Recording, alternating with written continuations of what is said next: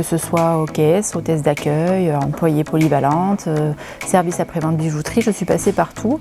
Et au bout de 17 ans, je pense avoir fait le tour du métier, de la grande distribution et je ne m'épanouis plus dans mon travail. Et bien, je me présente, Natacha, j'ai 36 ans et j'ai 17 ans de grande distribution derrière moi. Et j'avais un projet depuis plusieurs années de reconversion professionnelle. C'est pour ça que j'ai effectué un bilan de compétences pour aiguiller un petit peu mon choix de formation. Et il en est ressorti que j'étais faite pour le métier d'assistante de direction. Donc après des recherches pour savoir quels organismes de formation dispensaient cette formation, j'ai décidé de m'orienter vers la DREC pour pouvoir préparer mon titre professionnel d'assistante de direction. J'ai fait pas mal de missions pendant mon stage qui ont un peu étayé cette ambition d'être assistante de direction. Je suis très satisfaite de mon stage. J'en ressors épanouie et avec des compétences que j'ai pu exploiter. Il a fallu que je prenne beaucoup de recul sur certaines des tâches, certaines des missions. Une partie de moi que je n'explorais pas.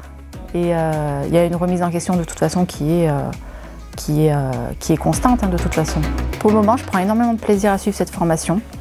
C'est vraiment en adéquation avec ce que j'attendais. Et voilà, j'apprends des cours auxquels dont je ne connaissais même pas l'existence. Oui, la formation, c'est l'occasion d'aborder des cours auxquels on ne s'attendait pas, mais qui font partie des compétences transverses de l'assistante à direction.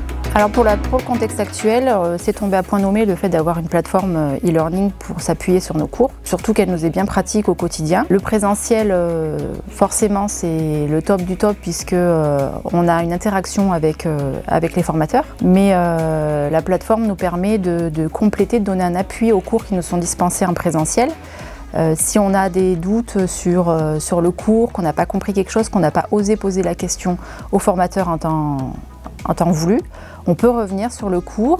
Alors ce qui est bien sur la plateforme e-learning NELAP, c'est qu'elle est complète puisque on retrouve le contenu écrit de la formation, du cours qu'on a eu par le professeur, donc soit en visioconférence, soit en distanciel.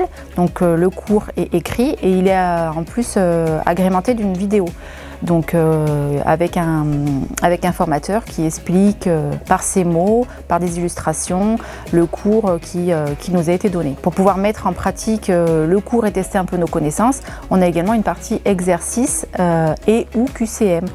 Donc ça permet de tester nos connaissances et l'acquisition du cours, si on l'a bien intégré ou pas.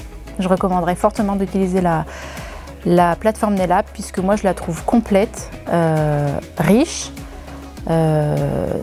très hétérogène par rapport au contenu qu'il y a à l'intérieur. C'est un soutien et un appui aux cours qui nous sont dispensés et elle ne peut qu'être bénéfique aux apprenants.